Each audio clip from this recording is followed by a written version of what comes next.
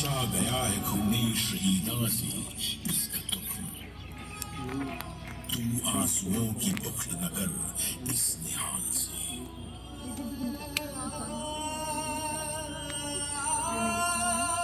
उस बैसाखी के दिन जो लोग इस बाग में शहीद हुए थे, वे न सिख थे, न हिंदू थे, न मुसलमान। उस बैसाखी खून से लथपथ हुआ था पूरा हिंदुस्तान।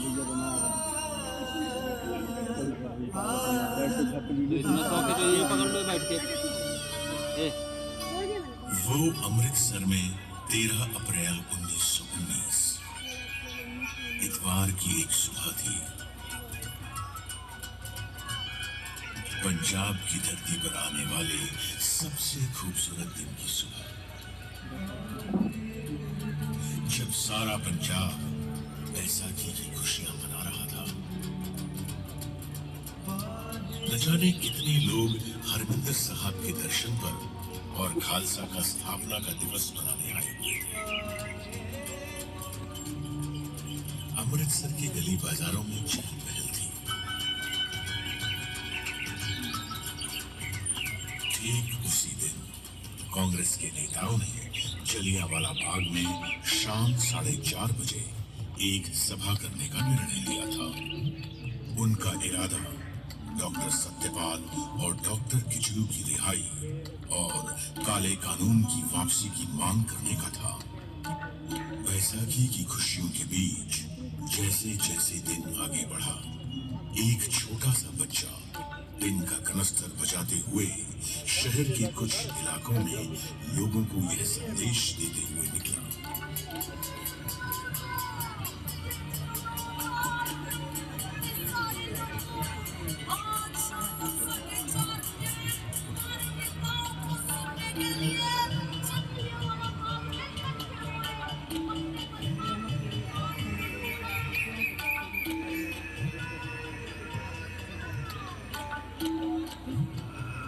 जैसे ही इस बच्चे की मुरादी को बैसाखी मनाते हुए लोगों ने सुना, तो सोचा कि जुल्म का विरोध करना तो कोई जुल्म नहीं है।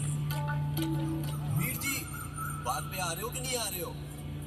हाँ, सुना है कोई। आप चलो, हम मत्था टेक के आए बस। अजी सुनिए, कोई कानून लगाया सरकार ने? हाँ सुना तो मैंने भी वही। शाम को बाग में पता चल ही जाएगा। वैसे परजाई जी, आप आ रहे हो ना? आहो, जस्सी को लेके पहुंच जाऊंगी 4:30 बजे। वैसे भी जलियांवाला बाग में तो लोग पहले से ही आपस में खुशियां बांट रहे थे, आराम कर रहे थे। मगर उन मासूम लोगों को यह मालूम नहीं था कि जनरल डायर ने अमृतसर में मार्शल लॉ लगा दिया है। प्रभात फेरियां निकालने और सभाएं करने पर प्रतिबंध लग चुका है, क्योंकि सरकार ने मार्शल लॉ लगाने की कोई मुनादी ही नहीं कराई थी। लगभग दोपहर 12:30 बजे के करीब जनरल डायर को जलियांवाला बाग में होने वाली सभा की जानकारी मिली। साहब, सुना है कोई सभा होने वाली है। केदार साहब, बाग में, जलियांवाला बाग में। सुना तो था यही 4:30 के करीब। ये जुर्रत, देखता हूँ सभा को। जनरल डायर, ये वही नाम था जो आगे जाकर अंग्रेज हुकूमत के जुल्म और सितम का सबसे काला अध्याय बनने वाला था। वो अंग्रेज हुकूमत जिसने भारत में इंसाफ के हक में उठने वाली हर आवाज को हर तरह से कुचलने की कोशिश की थी। फिर चाहे वो आवाज गर्जना में उठी हो या शांति में। 1770 में सन्यासियों और फकीरों ने संघर्ष किया, तो सन 1857 में पूरे देश ने एक होकर अंग्रेजों के खिलाफ पहले स्वतंत्रता संग्राम की हुंकार भरी। इस संग्राम की हुंकार को अंग्रेजों ने दबा जरूर दिया था, लेकिन हुंकार जब तक जिंदा हो वो मुंह पर रखी गई हथेली में से भी फूट फूट कर निकलती रहती।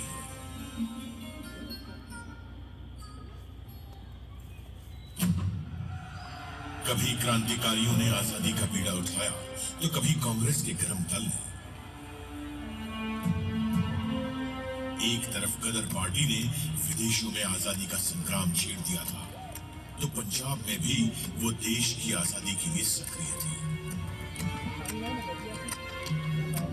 सन 1915 में रास बिहारी बोस ने पंजाब आकर लाहौर, फिरोजपुर, अमृतसर, ननकाना साहिब और तरन तारण में अपने दूतों के जरिए अंग्रेजी सेना में सेवारत भारतीय सैनिकों से सशस्त्र क्रांति के लिए संपर्क किया।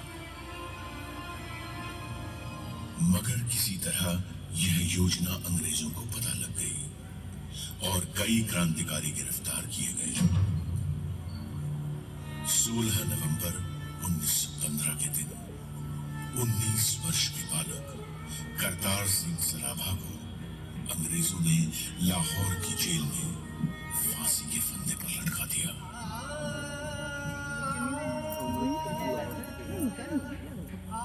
सन 1918 में सैन फ्रांसिस्को में गदर दल के सदस्यों पर मुकदमे चलाकर सजाएं दी गई।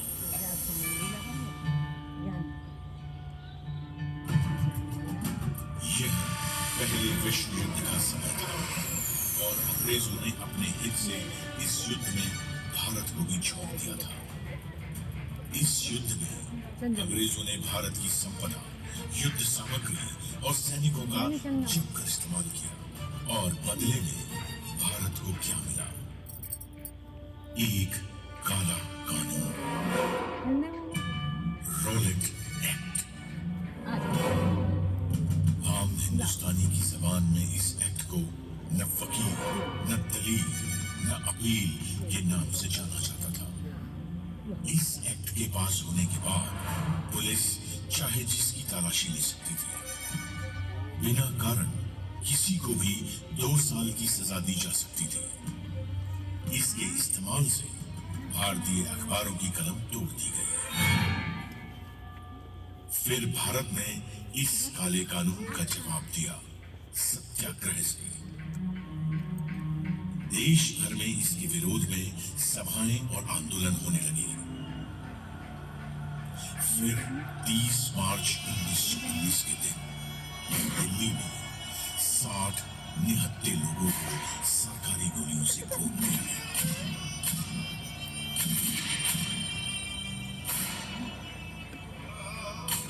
पंजाब में डॉक्टर सत्यपाल और डॉक्टर सैफुद्दीन किशोर इसी कानून के विरोध का नेतृत्व कर रहे थे। तभी अंग्रेजों ने उन्हें गिरफ्तार कर लिया। पंजाब की जनता ने इस गिरफ्तारी का विरोध किया और उनकी रिहाई के लिए आवेदन तक दिए, लेकिन पंजाब के लेफ्टिनेंट गवर्नर माइकल ओडायर पर इसका कोई असर नहीं हुआ। उसके इरादे कुछ और ही थे। 9 अप्रैल 1919 को रामनवमी का त्योहार अमृतसर में शांतिपूर्वक बीता था। फिर भी अंग्रेजों ने उस दिन महात्मा गांधी के वहां आने पर रोक लगा दी और उन्हें पलवल पर ही गिरफ्तार कर लिया। आप यहाँ से आगे नहीं जा सकते। आपको गिरफ्तार किया जाता है। You are under arrest। इसके विरोध में पंजाब में कई जगहों पर सभाएं हुई, लेकिन लोगों को यह नहीं मालूम था कि उनके इस अहिंसात्मक प्रतिरोध का जवाब अंग्रेज किस बर्बरता से देंगे। माइकल ओडायर ने जनरल डायर को सेना की टुकड़ियों के साथ जालंधर से बुलवा लिया। General, report here immediately with your troops. तुम्हारी यहाँ जरूरत है। इन हिंदुस्तानियों को काबू में लाना पड़ेगा। Yes, sir. I'm coming. जब जलियांवाला बाग में बैसाखी मनाने आए हजारों हिंदुस्तानी अपने नेता हंसराज को सुन रहे थे, एक हवाई जहाज उनके ऊपर से गुजरा। दरअसल अंग्रेज हवाई जहाज से बाग का मुआयना कर रहे थे।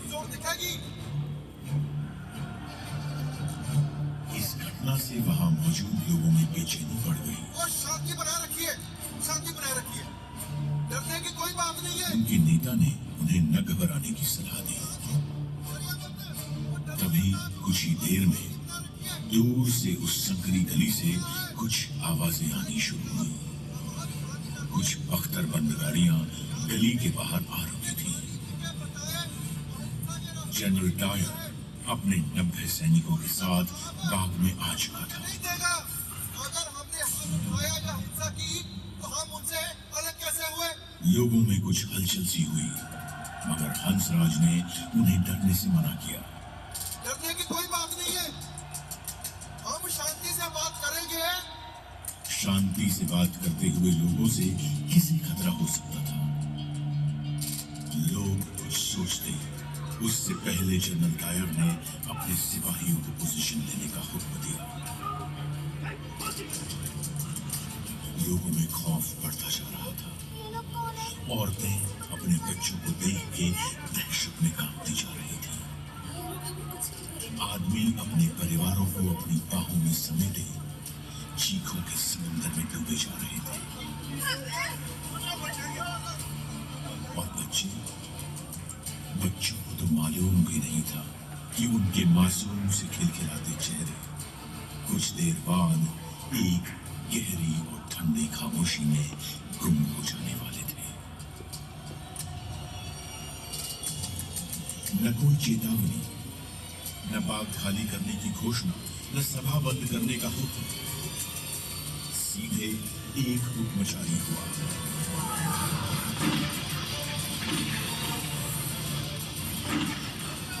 गोलियां बंदूकों की नलियों से फैली। लोग बेतहाशा अपनी जान बचाने के लिए भाग रहे थे। लेकिन न अंग्रेज हुकूमत की बंदूकें रुकी और न डायर की आंखों में कोई इंसानियत झलकी। जो गोलियां उन बेगुनाहों के जिस्मों को चीरती हुई दीवारों में धंस गई थी, वो आज भी यहाँ की दीवारों में दफन है। गोलियां चलती रही। अंग्रेजों की गोलियों से जान बचाते हुए उन लोगों के लिए उस दिन एक उम्मीद थी, बाग में मौजूद कुआं। लोग बचते बचाते उस कुएं में गिरने लगे, तो कुछ लोगों ने गोलियों से बचने के लिए उस कुएं में कूदना शुरू किया।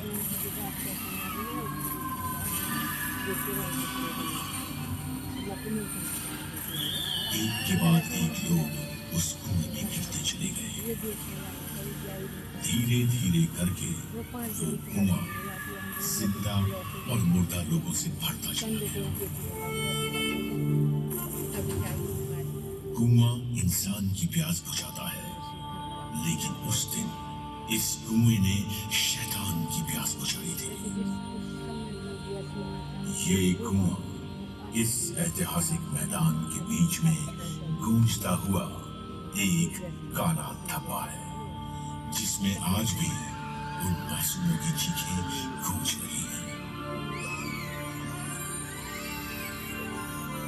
उस दिन जलियांवाला बाग में खूनी जनरल डायर की प्यासी बंदूकें गोलियां खत्म होने तक चलती रहीं और हिंदुस्तानी शहीद होते रहे।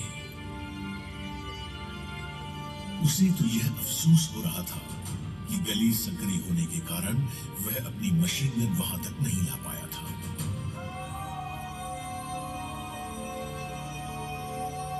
जलियांवाला बाग के इस नरसंहार में उस दिन डायर ने अपने 90 सैनिकों के साथ 10 मिनट में 1650 गोलियां दागी थी, जिससे 1000 से ऊपर भारतीय शहीद हुए और 1500 से अधिक घायल। उन दरिंदों ने बच्चों तक को नहीं छोड़ा।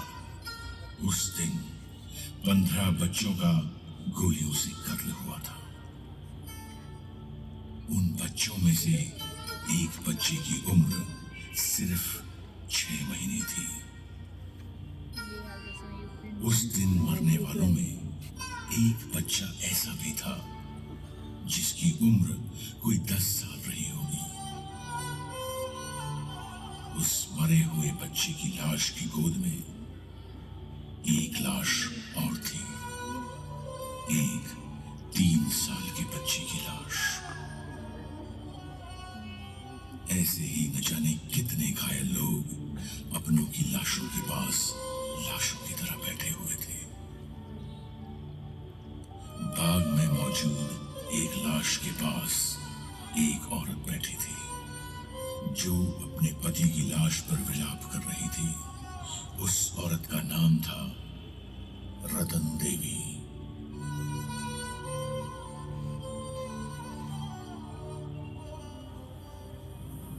कुत्तों को भगाने के लिए मैंने एक छड़ी खोज ली। वहां दर्द में छटपटाते 3 और लोगों को भी देखा। साथ ही करीब 12 साल के एक बच्चे को देखा, जिसने कराहते हुए विनती की कि मैं वहां से ना जाऊं। मैंने पूछा कि क्या मैं उसे कुछ उड़ा दूं, लेकिन उसे तो केवल पानी चाहिए था। उस जगह मैं पानी कहां से लाती? अपनी अनुभूतियों को व्यक्त करना मेरे लिए असंभव है। वहां मृतकों के ढेर लगे पड़े थे। उनमें से बहुत से छोटे छोटे मासूम बच्चे भी थे।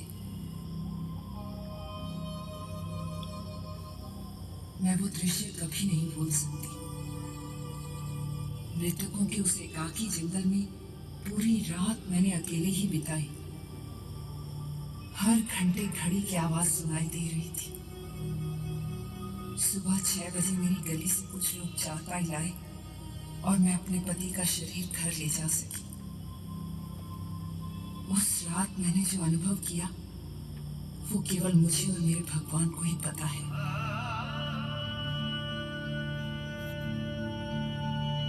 वहां मौजूद मृत शरीरों की और उन पर विलाप कर रहे उनके प्रियजनों की खबर लेने के लिए वहां कोई नहीं था।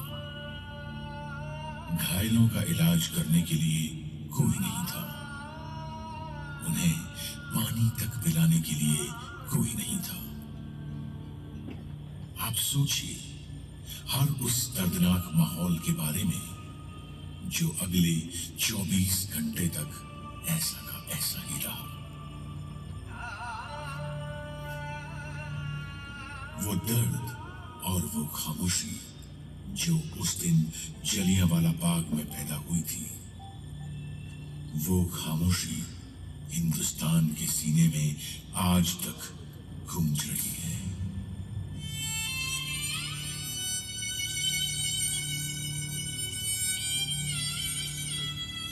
उस वक्त मार्शल लॉ के काले बादलों ने पंजाब को घेर रखा था। अमृतसर में एक तरफ शहीदों के परिवार रुदन में डूबे थे, तो दूसरी तरफ अंग्रेज कहकहे लगा रहे थे, क्लबों में नाच रहे थे, जश्न मना रहे थे।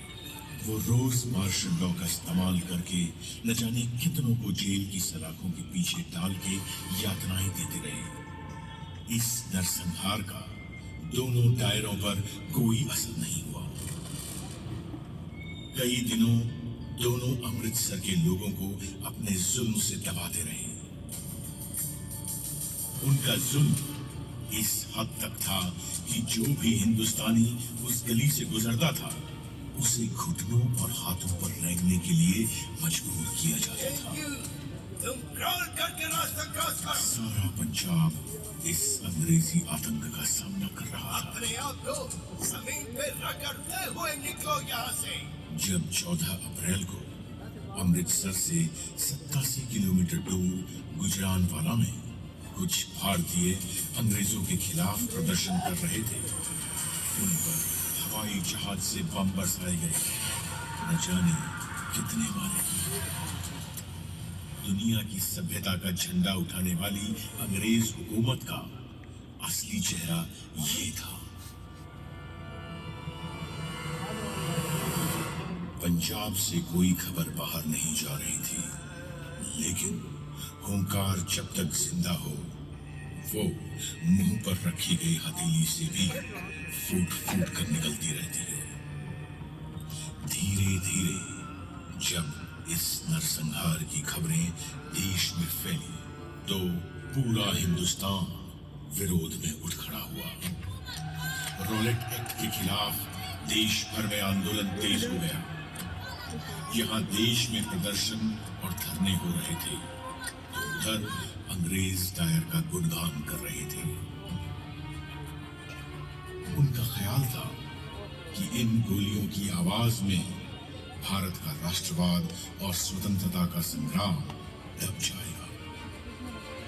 एक अंग्रेजी कवि रुडयार्ड किपलिंग ने डायर को शाबाशी ही नहीं दी, बल्कि उसके लिए एक राहत कोष तक खोल दिया।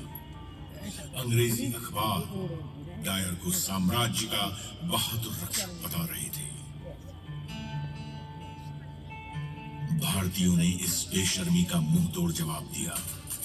इस नरसंहार के खिलाफ अपनी आवाज बुलंद करते हुए गुरुदेव रविंद्रनाथ टैगोर ने अपनी नाइटहुड की उपाधि वापस कर दी। महात्मा गांधी ने केसरे हिंद का पद वापस कर दिया। बॉम्बे क्रॉनिकल के संपादक वीजी हॉर्निमन ने अपने पद से इस्तीफा दे दिया और देश के कवियों के लिए अपनी कविताओं में अपना विरोध दर्ज किया।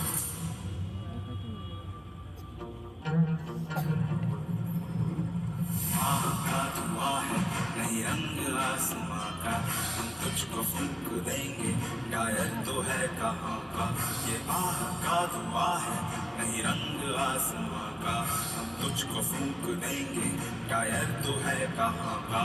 तू बेवफा है जालिम, तू बुरजफा है जालिम, बाकी न नाम रखा जालिया मेरे बागवा का। अपनी अता पे ना जा तो करके तूने डायर लड़ पाया, विफल वो जन को जिक्र क्या है। जब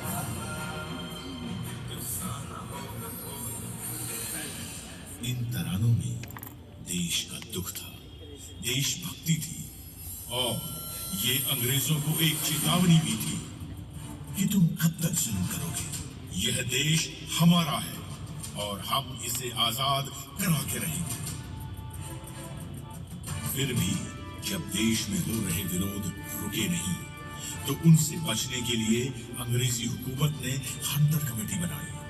उस कमेटी की सच्चाई सामने लाने के लिए कांग्रेस ने मदन मोहन मालवीय के नेतृत्व में अपनी इंक्वायरी कमेटी बनाई।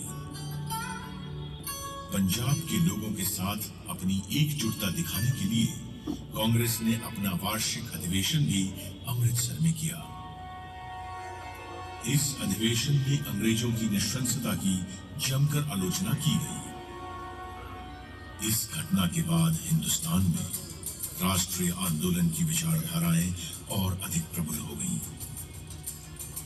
जलियांवाला बाग के इस नरसंहार के बाद वहां हुई क्रूरताओं को जब अपने गांव से जाकर एक बालक ने देखा, तो उस बालक में देश प्रेम और आजादी के लिए जो अलख जगा, उसने उस बालक को भगत सिंह बना दिया। 13 अप्रैल 1919 को हुए इस नरसंहार का बदला 21 साल बाद पंजाब के बेटे शहीद आजम सरदार उधम सिंह की बंदूक ने लिया। वो गदर पार्टी की विचारधारा से प्रभावित थे। लंदन के गेस्टन हॉल में 13 मार्च 1940 के दिन चली वो 6 गोलियां माइकल ओटायर के जिस्म में उतरी। वही माइकल ओटायर जिसने जनरल डायर को जलियांवाला बाग में कत्लेआम करने के लिए भेजा था। उसे गोली मारने के बाद उधम सिंह वहां से भागे नहीं। उन्होंने बड़ी शांति के साथ अपनी गिरफ्तारी दी। मैंने अपनी जिंदगी का मकसद पूरा कर लिया, और रही बात माइकल ओटायर की, तो वो इसी के लायक था। उसे मेरे हाथों मरना ही था। 21 साल से मुझे उसकी चलवाई गोलियों की गूंज ने सोने नहीं दिया है, और अब जाकर वो शांत हुई है।